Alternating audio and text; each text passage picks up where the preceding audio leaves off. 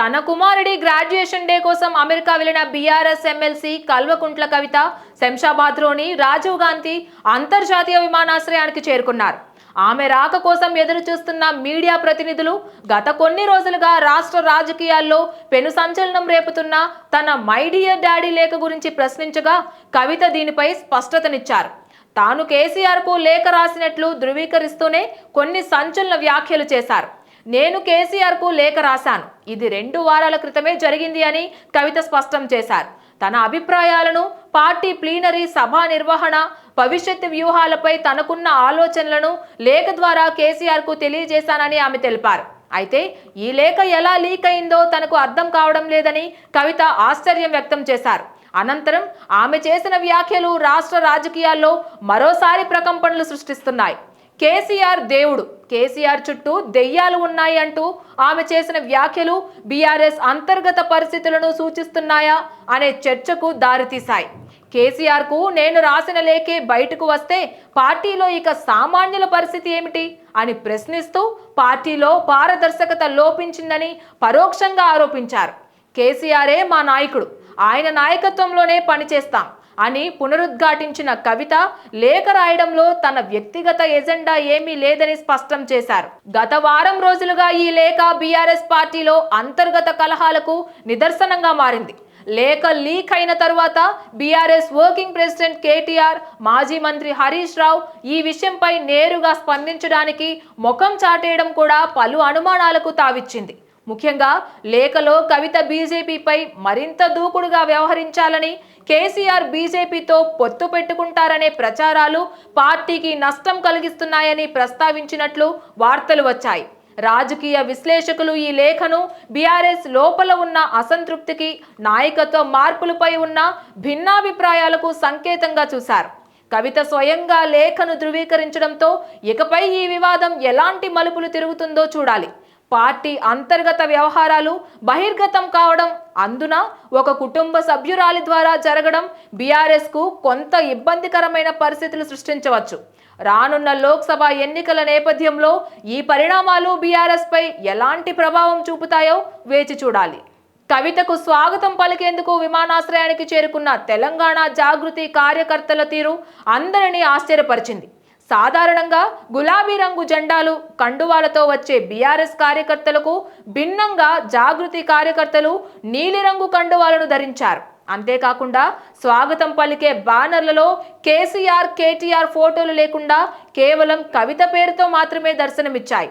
BRS party పేరు కూడా ఎక్కడా కనిపించకుండా కటౌట్లు, ప్లకార్డులు ప్రదర్శించారు. టీం కవితక్క అంటూ బ్యానర్లు కూడా కనిపించాయి.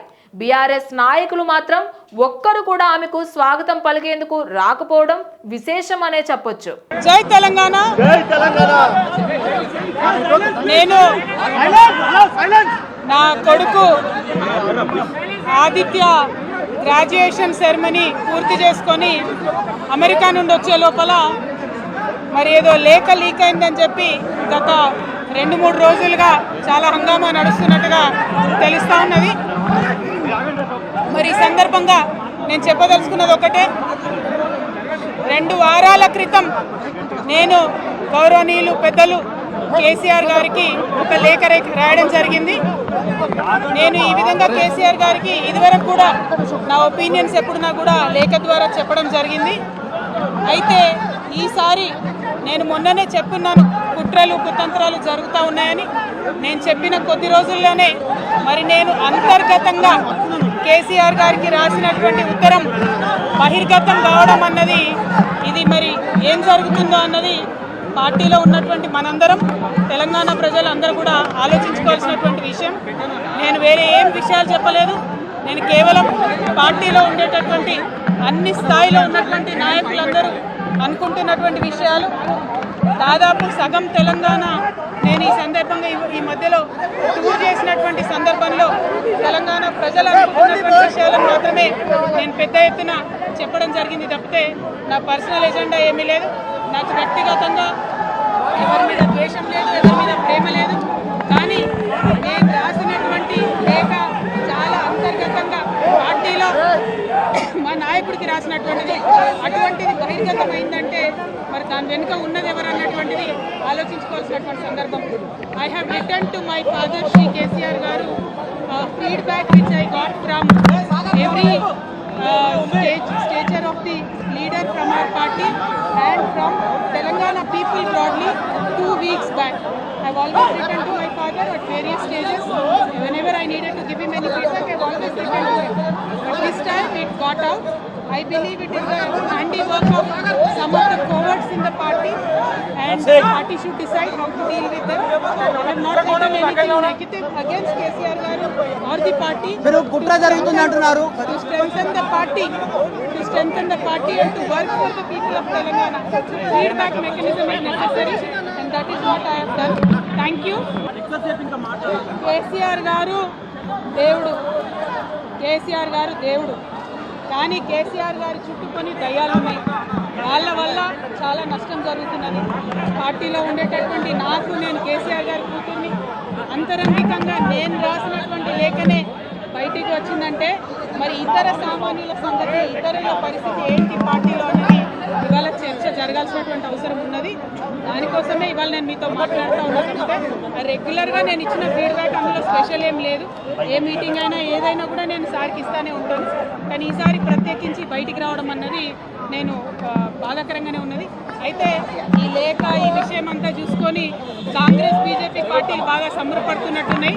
కోతి కొబ్బరికాయ దొరికినట్టుగా ఏదో బీఆర్ఎస్ పార్టీ ఆగమైంది, కేసీఆర్ గారికి అంత సీన్ లేదు.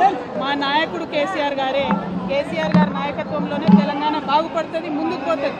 అందులో ఎటువంటి అనుమానం లేదు. కేసీఆర్ గారి నాయకత్వంలోనే బీఆర్ఎస్ పార్టీ కూడా ముందుకెళ్తుందని చెప్పి నేను బలంగా పార్టీలో ఉన్నటువంటి చిన్న చిన్న లోపాలను డిస్కస్ చేసుకొని సవరించుకొని కోవట్లను పక్కకు జరుపుకుంటూ ముందుకు పోతే పార్టీ 10 కాలాల పాటు చల్లగుంటుంది అనేటువంటి నా భావన. బీజేపీ కానీ కాంగ్రెస్ కానీ తెలంగాణ ప్రజలకు నిలబెట్టింది ఏమీ లేదు. 2 పార్టీలు కూడా తెలంగాణను ఫెయిల్ చేసినాయి. ఆ 2 పార్టీలకు కూడా ఆల్టర్నేటివ్ కేసీఆర్ గారి నాయకత్వమే. ఆ కేసీఆర్ గారి నాయకత్వంలోనే తెలంగాణ ముందుకు పోతుందని చెప్పి నేను బలంగా నమ్ముతా ఉన్నాను. Please subscribe to the channel and download the Politicos app from the links in the description.